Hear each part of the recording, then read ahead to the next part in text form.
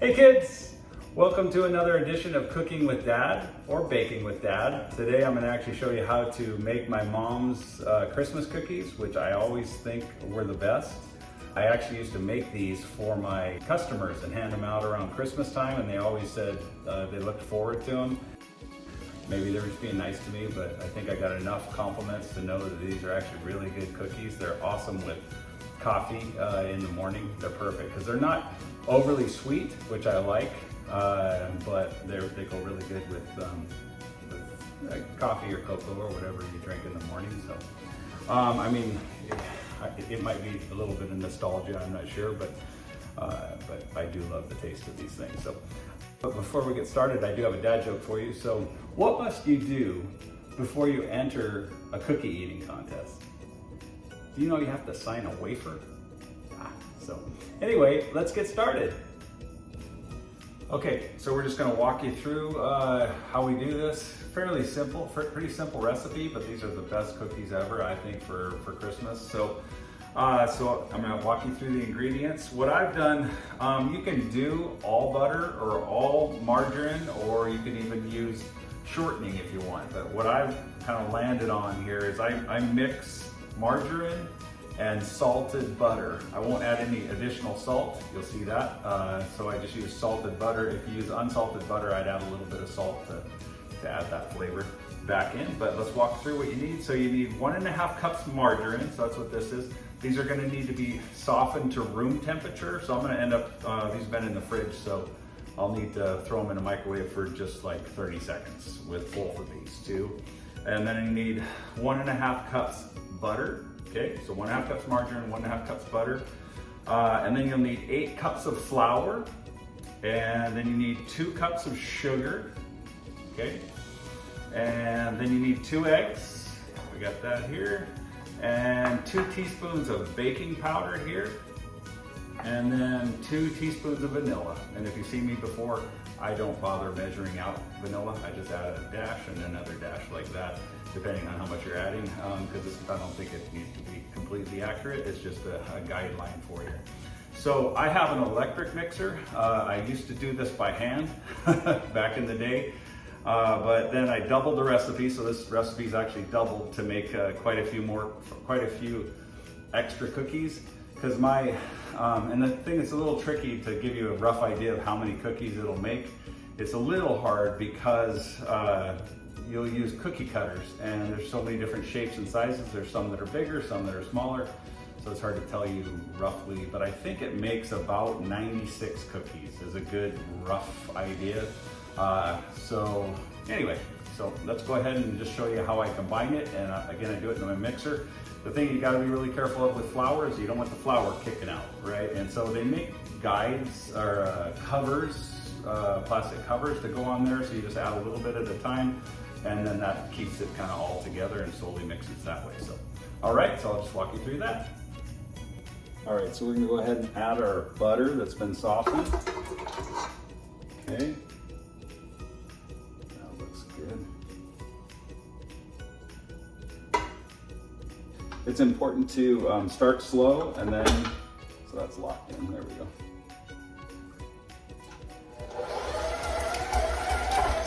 So you kind of start slow, and you work your way up. We want that good mix because we have butter and margarine, right? We're trying to get those mixed good.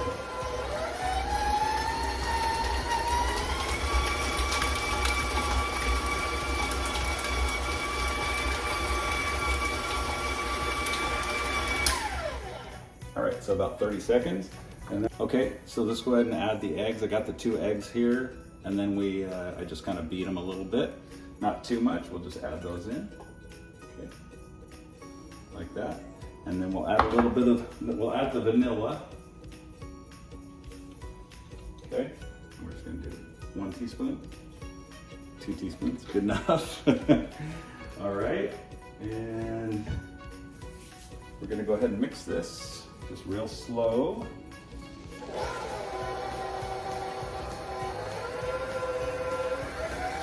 At first, and then speed it up. So I'm gonna go ahead and add a couple cups of my flour, okay, into here. You just gotta be careful. Like I said, they do make a cover that goes on this, and you can use that, but this works too. Okay, in case yours didn't come with a cover, we can go ahead and do that. Okay, and that's just the straight flour. I haven't added the other stuff together with it, right? So that's all we're doing. Okay, and then let's just go ahead and, again, slow, because otherwise this will kick out.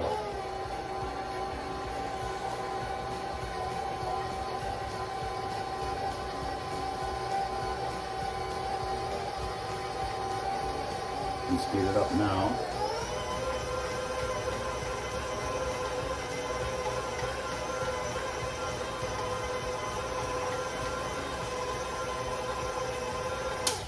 Okay, cool.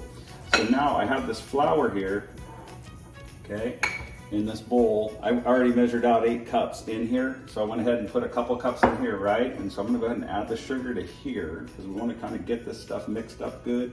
And we're gonna add that baking powder, because you wanna make sure, again, that all this stuff is mixed pretty good. If I just threw this in right now, just as a chunk, you might end up with a chunk of baking powder, right? And so we wanna make sure that that's mixed good, so. And then this will be our mixture.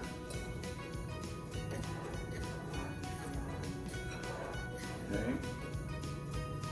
And what I could have done, there's a couple different ways I could have done this. I could have done it with, I just had a small bowl, put a couple cups of flour in it, and then mix it together. Instead, since I already put all those 8 cups in when I was showing you the ingredients, I'm just doing it this way. I don't think it hurts anything. You shouldn't have any issue. I would normally, though, combine those together in a bowl first, just like 2 cups of the flour, the sugar, and the baking powder. And then I'd mix that and put that in, then I just dump the rest of the flour in. But in order to give myself a little bit of room in this bowl, I went ahead and just put 2 cups of flour in, right? So that's why I did that. Okay, and so now we got our mixture, and then I can just, a couple cups at a time, add that into this mixture here, okay? And to make it easy on myself, I can just lower this down each time and do that, okay? So. Add it in.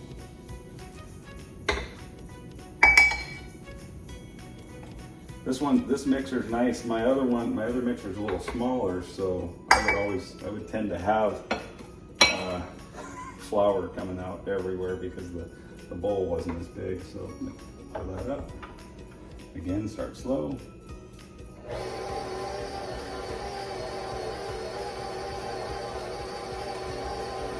Okay, so you can see what it's starting to look like now, and we'll go ahead and add a couple more cups here. I'm going on the back side just to get away from that mixer, right? So I got more room over there. If I tried to come from this side, I'd be fighting that paddle.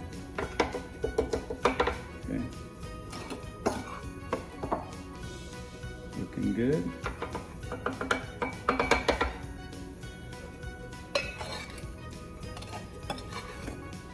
Let's go ahead and run that. So you can just see what happens here.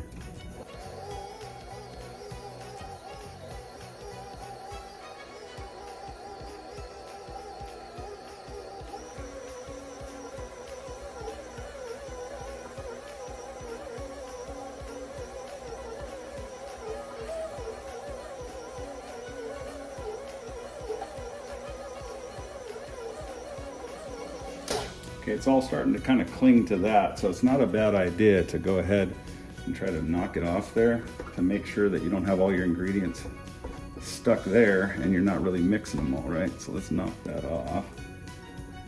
Okay, and I'll go ahead and add the rest of the flour.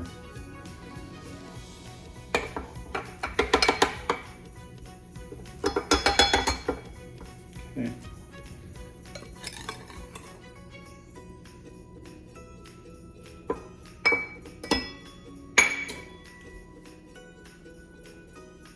Beautiful.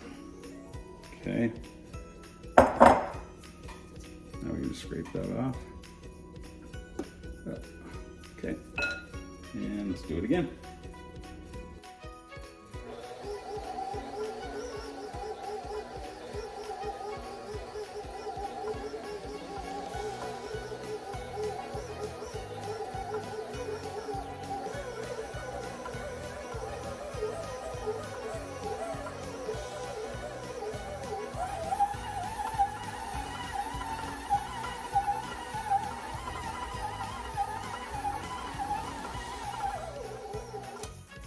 Beautiful thing, huh? Well, let's take that down. I'm gonna try this one more time and kind of mix this. Okay, make sure we get everything off the bottom. And so it kind of clings to that, okay? Because everything's clinging together, you just want to make sure you get everything else mixed off the sides, right? Okay. And I can still see there's a little bit of flour on the bottom. So I'm going to try to move that up. Okay. That way it all gets mixed in good. Beautiful. It's a beautiful thing. These are so fun to make with your kids too. So you guys will have lots of fun using the cutouts as well. And don't get overly caught up on how amazing you need them to make them look. It's a lot about the experience. Plus they taste so good anyway. You're gonna look like a superstar, and still they don't have to look perfect, right? So all right, so let's do this again. Bring it on up and start it up.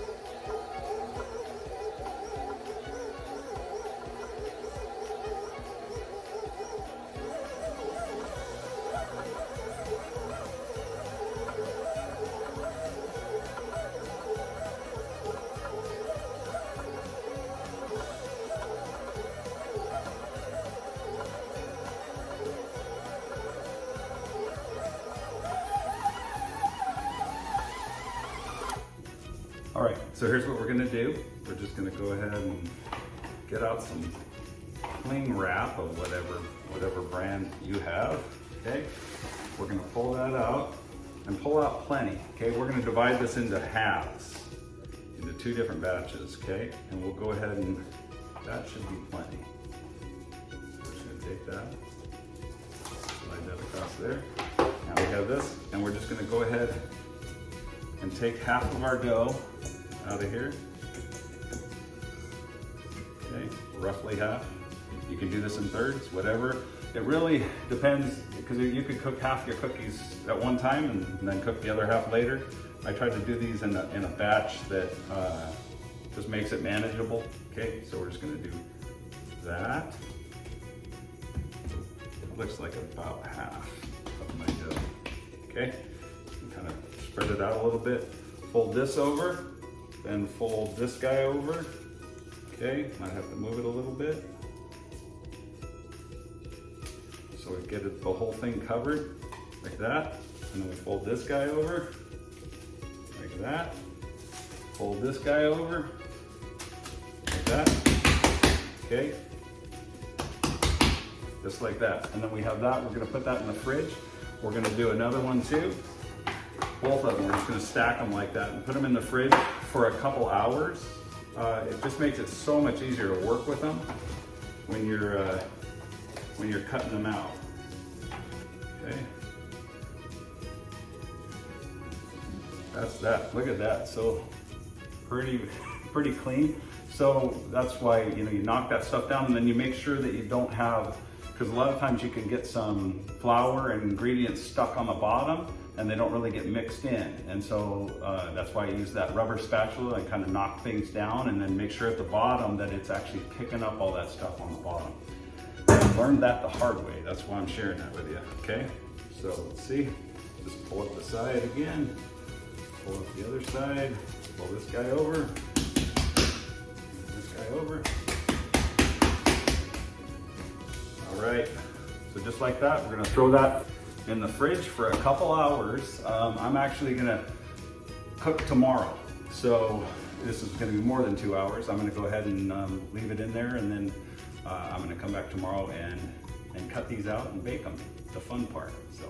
Okay, so this is that dough that I made yesterday, and since I had it in the fridge, it stiffens it, makes it much easier to work with when you roll it out. So. And then you just put a little bit of flour on your surface here, okay? Like that, spread it around. Then you got to work it a little bit because it's a little stiffer than probably I would want. I normally have it in the fridge for like 2 hours, but this has been sitting there overnight. So let me get a smaller piece.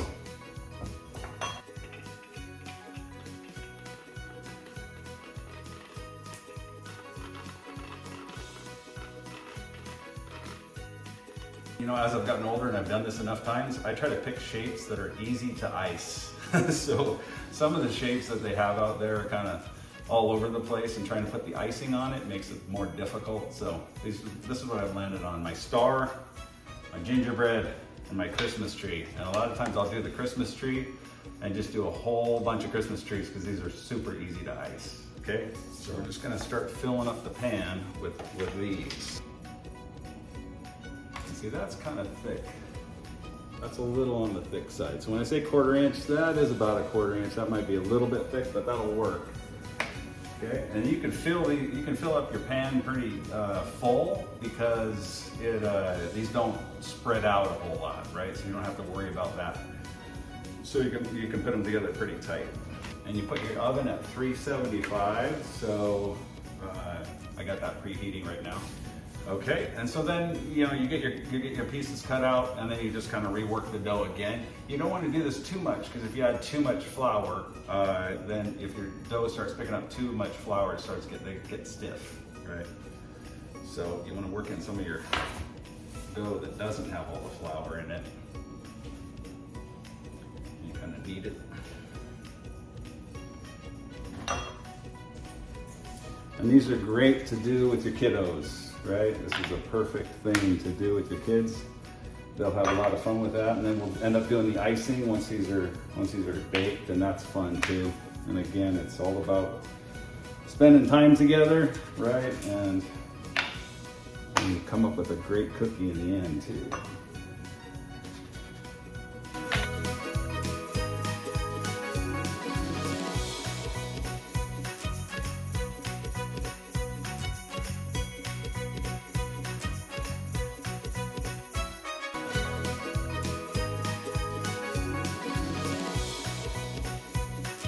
Okay, the oven's at 375, so we're just gonna go ahead and put that in. I just put them in on the middle rack. If you're gonna make lots of cookies and you're gonna do this, you're gonna want to, if you use 2 racks, you're gonna need to switch them halfway through, right? And maybe add the cooking time, add a little bit of the cooking time to it.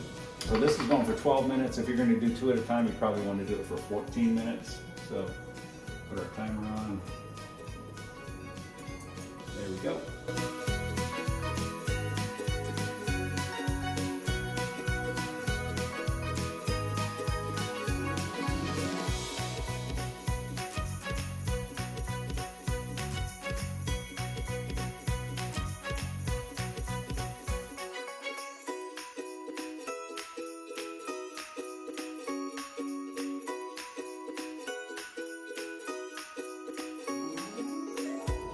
Lola decided to hang out with me.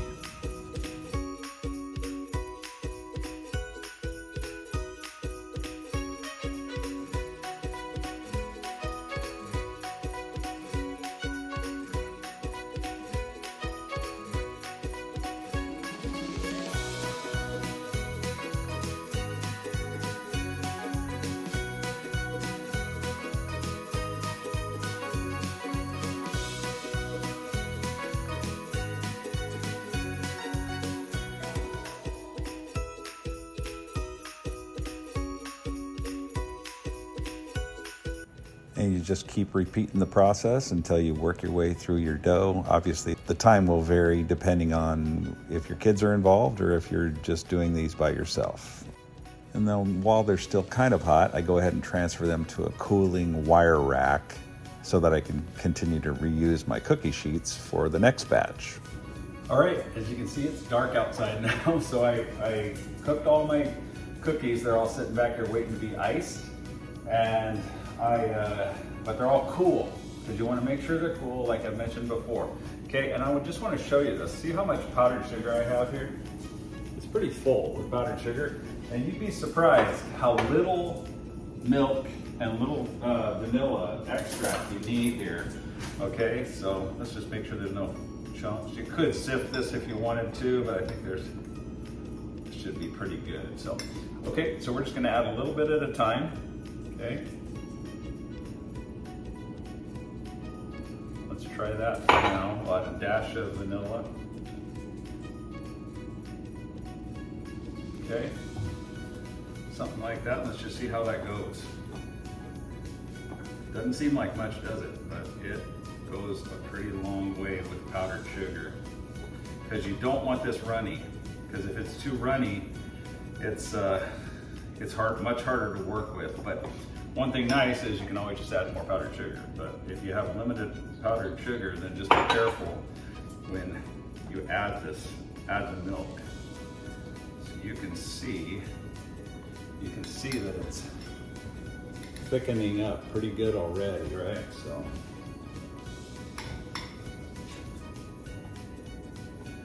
Okay, and you want to get those chunks out too when you're doing this, so you might have to play with it for a while. Okay, see that last little bit looked like I needed a lot, but I really didn't. And kind of run the fork through like I've shown you before, run the fork through backwards.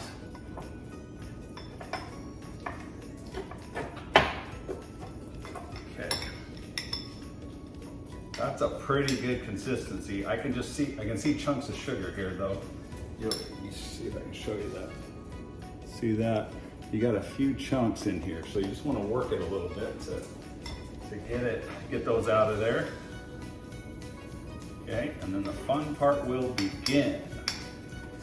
We'll get to use you can use a knife for spreading this. I have a nice kind of a small or kind of a skinny rubber spatula that I like to use, and it works really well. So I'll show you that in just a second. Okay, and I like to put it in this container too, in case I need to step away, I'm not able to finish it. Just put a lid on it and put it in the fridge, and you come back. It might have a little bit of a film on it, but you can mix it right back, bring it right back to life. Okay, that looks pretty good.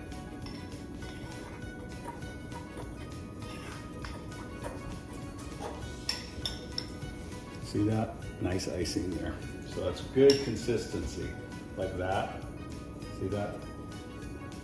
If you go too runny, it's tough to keep it on the cookie. That runs off the cookie. If you go too thick, then it's not good. So this is a really good consistency.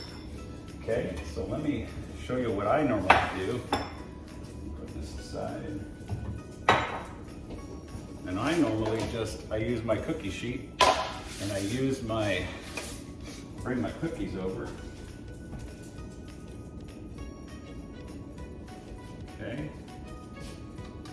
And actually let's just do this backwards here. Turn it around. And you just put that icing on as you go. And then you put your sprinkles on as you go. That's what I was going to say. I like to use different sprinkles like this. So there's different ones. I like to use the red, and you can see this one's pretty used. And then I have green and white too. I use that for my Christmas tree. And then these are kind of fun too, and you can mix these in on the Christmas tree and make it look like it's lights too. So, but you just want to don't get too carried away with putting sprinkles on. Less is better, in my opinion, because it's more for decoration. It isn't about gobbing on a bunch of extra sugar, because you have a nice balance with the sugar in here and the cookie itself. If you add too much extra sugar, it's not for me. So this is the rubber spatula that I really like. It's a nice way, it's good for spreading. So let me go ahead and, I can actually just leave that there. So this is why I like this cookie for spreading, because it's just really easy, this Christmas tree. And I'll just do it right over the top of my cookie sheet, right? And it just makes it really easy. Just kind of do that and work it back and forth. And even though it has chunks like that, that's okay. Because once you set it down, it's gonna even out on its own. Okay, and what I like to do is I'll do several. I don't wanna do the whole cookie sheet necessarily just yet. Okay, but I'll do several. And you don't wanna put too much on here. Okay, but it's okay if it's not even. It doesn't have to be perfect, okay? And we'll just keep those guys together. Okay, keep the Christmas trees together, just to keep it easy, okay? Like that.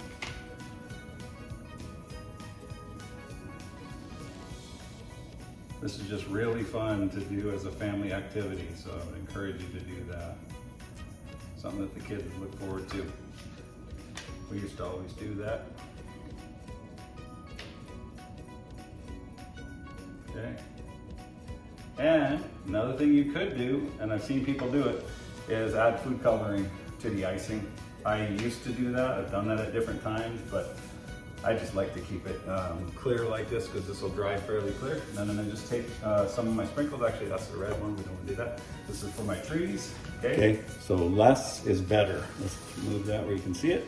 And we're just gotta be real gentle. This thing doesn't have a lid on it to keep me from sprinkling too much. So you just don't want to dump it on, right? We want to go really light like that. Just something to add a little bit of color to it. Okay, and like I said, if you want to kind of get a little creative, but playing without a net here, since there's no cover on here, you can throw on some, you can mix them a little bit. Kind of fun. Oh, got a little carried away. That's okay. All right, so that's that, and that's what we're gonna do. I'm just gonna go through and I'm gonna ice all these just like that. And if you watched my biscuit video, this is the one the kids would fight over. It is the one that's the leftover dough, and I just made it into a weird shape and squished it there, right? And we'll do that. You can also see one thing I did. Different people like different cookies, how it's cooked. This one has a little more brown. I tend to like these actually where they're a little bit more brown, so I cooked that one a little bit longer than I cooked these, okay?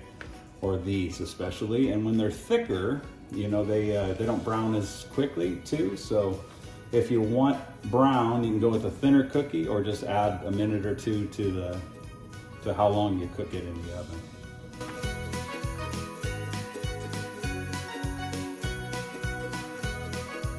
Now we just continue the icing process. Again, this is just a lot of fun to do with your kiddos, and it can take long or short depending on what you're trying to accomplish, but really make sure you understand that the time with your kids when you're doing this is valuable.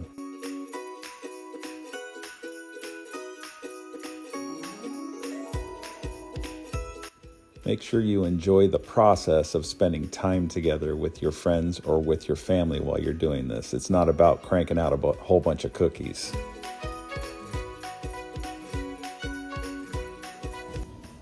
Okay, so that's what that looks like now, right? So we just take that sheet and we set it out somewhere and just let it set and harden overnight. All right, so I hope that was helpful for you. Don't stress over whether they're perfect or not. It's about, this is a quality cookie, and so it doesn't really matter what they look like. They taste amazing, and make sure you do it with family members, and you know, you can ice it all and everybody can kind of make their own, and really just make it your own, right? So, and they're really forgiving as far as, like I said, they're gonna taste great, so don't worry so much about how they end up looking, but I think they look pretty nice, so. All right, so I hope this was helpful for you. Thanks for watching, and God bless you, and Merry Christmas.